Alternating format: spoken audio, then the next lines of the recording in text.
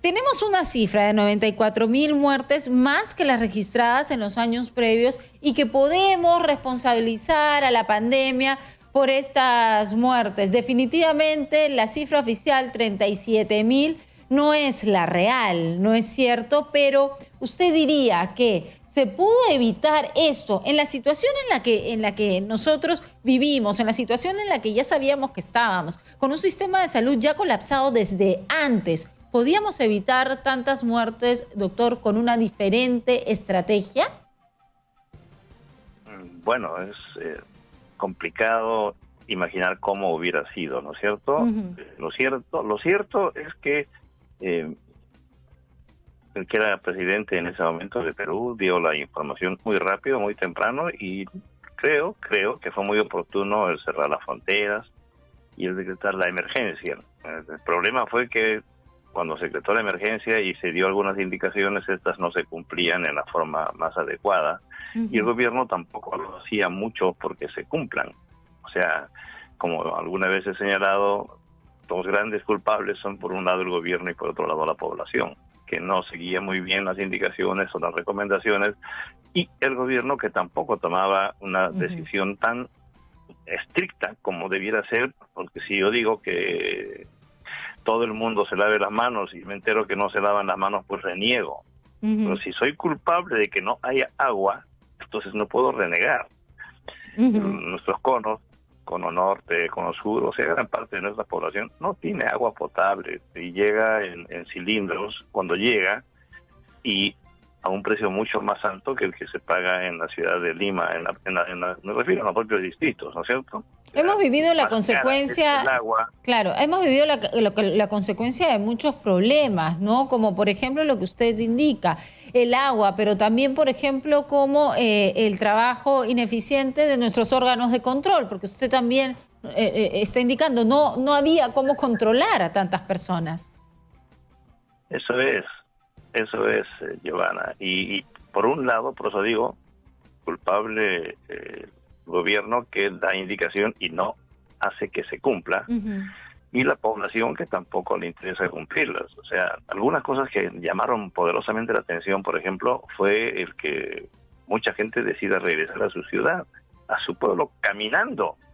En el momento en que la pandemia ya estaba acá, la gente se contagiaba profundamente, y sin embargo deciden irse a su ciudad, lógicamente porque falta el trabajo, necesitan dinero o lo que fuere, pero eso es algo imposible de imaginar que podría pensar la población. Regresar a Tarapoto, Ayacucho, caminando era un imposible, ciertamente, pero y a nadie se le ocurrió. Por supuesto, yo estoy en la lista de los que no se le ocurrió que pudiese suceder algo así como esto.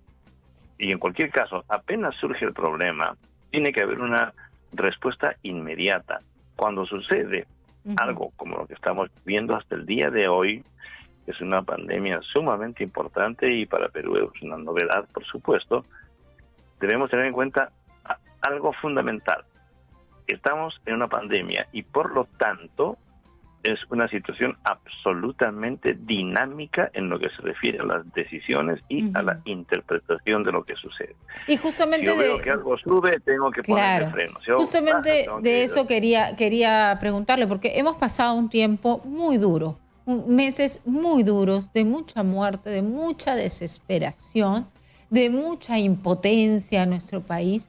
Y después, cuando las cifras comenzaron a bajar, inmediatamente ya comenzamos a preocuparnos y a hablar de una segunda ola.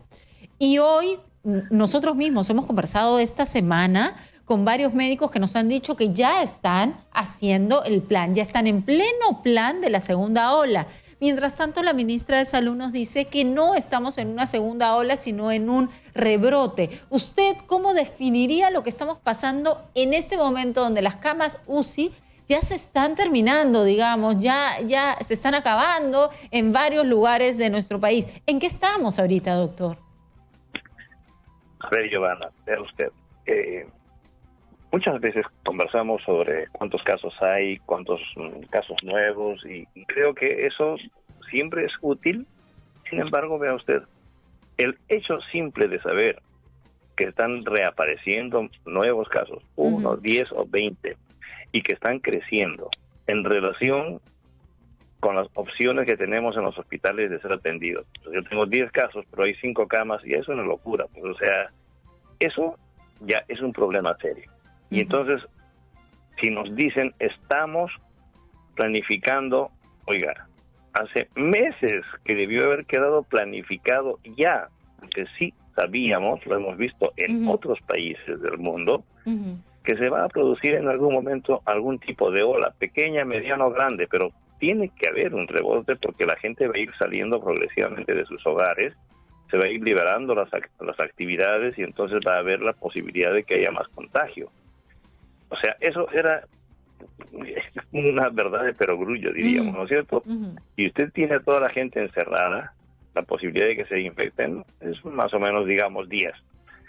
Si abren las puertas y le dice a la gente, vayan ustedes a la calle, suban a los micros, vayan a los mercados y vayan a todas partes, ya no es 10, pues tiene que ser necesariamente mayor el riesgo. Y mayor aún si tenemos mesas redondas, si tenemos protestas, si tenemos playas abarrotadas.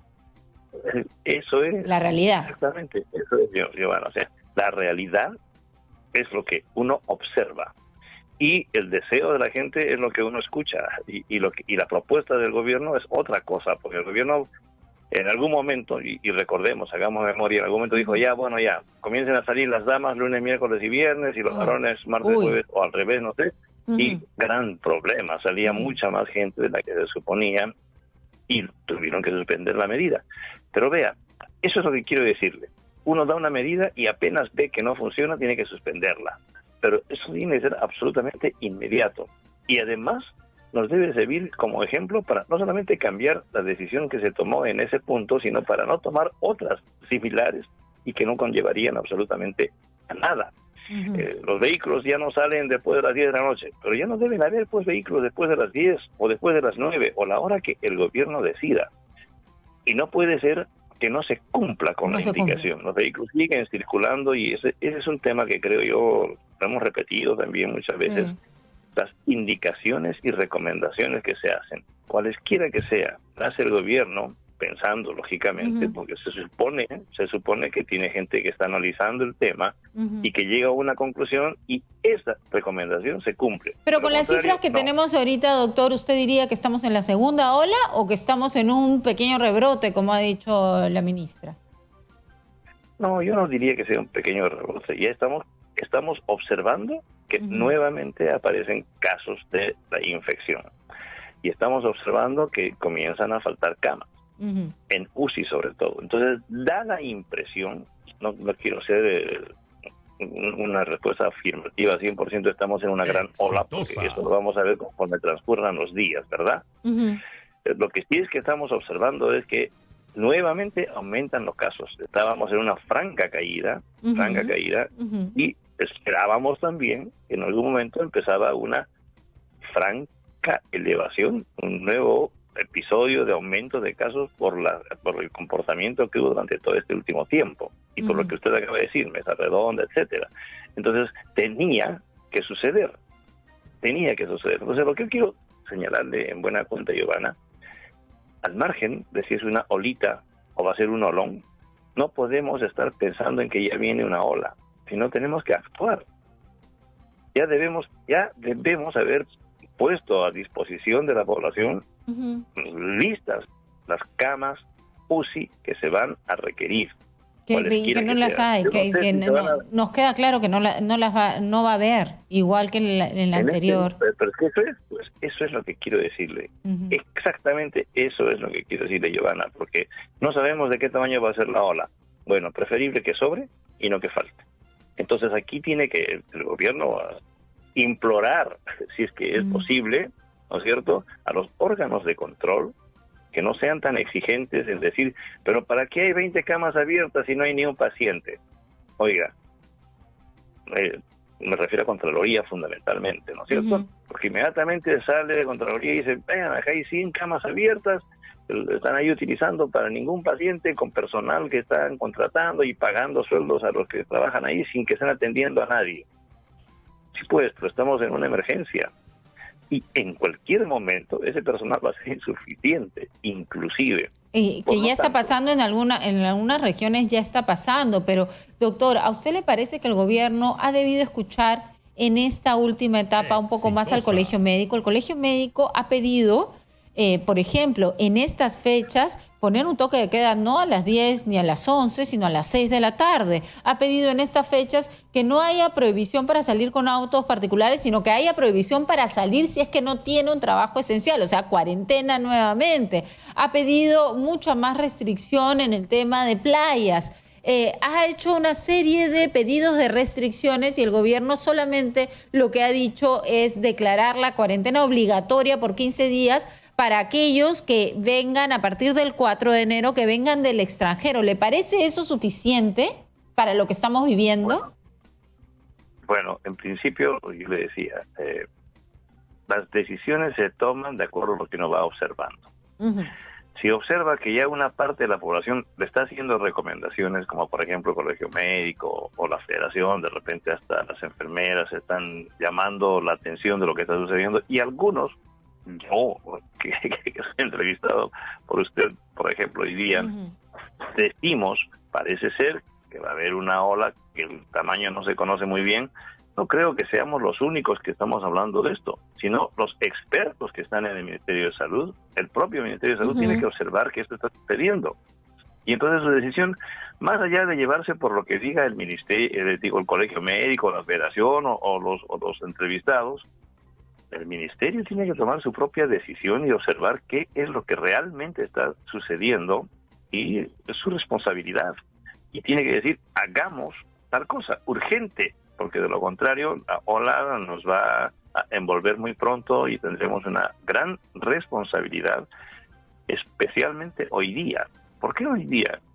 Porque no tenemos vacuna, pues.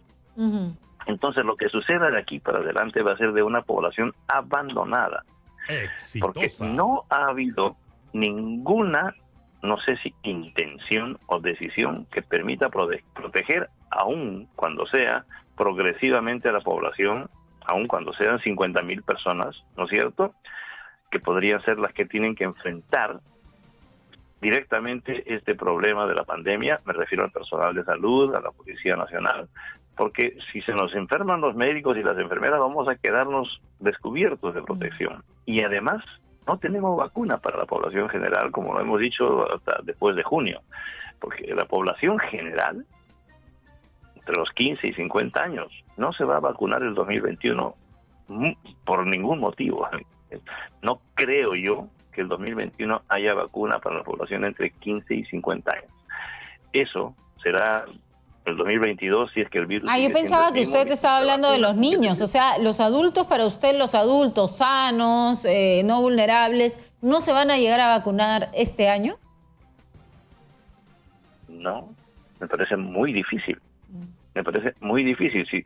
Si se han repetido que vamos a tener 15 millones de dosis, primero 50,000, después 12 millones, en fin, necesitamos 50 millones de dosis por lo menos, ¿no es cierto? Y eso no se va a lograr, ni siquiera se va a poder aplicar durante el año 2021. Eso yo personalmente digo, me parece muy difícil. Yo también había señalado que era muy difícil tener antes de junio vacuna en nuestro país. Lógicamente, esto fue una apreciación mía hace mucho tiempo, cuando parecía que era imposible tener la vacuna antes de diciembre, y sin embargo, pues la investigación ha sido súper rápida y la vacuna ya está lista en más de un lugar. Exacto. Y ya están vacunando en Chile, Argentina, y en Perú. Nosotros estamos mirando que venga el virus. Mirando qué es lo que está pasando en los países vecinos y añorando el día en que eso pase en nuestro país.